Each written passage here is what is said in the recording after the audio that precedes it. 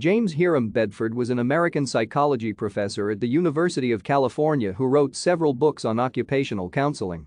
He is the first person whose body was cryopreserved after legal death and who remains preserved at the Alcor Life Extension Foundation.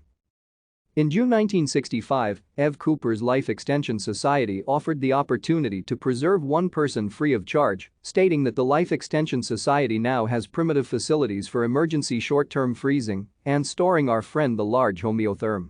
Les offers to freeze free of charge the first person desirous and in need of cryogenic suspension. Bedford did not take this opportunity, however, but later used his own funds. Bedford suffered from kidney cancer that had later metastasized into his lungs, a condition that was untreatable at the time. Bedford left $100,000 to cryonics research in his will, but more than this amount was utilized by Bedford's wife and son in court, having to defend his will and his cryopreservation due to arguments created by other relatives.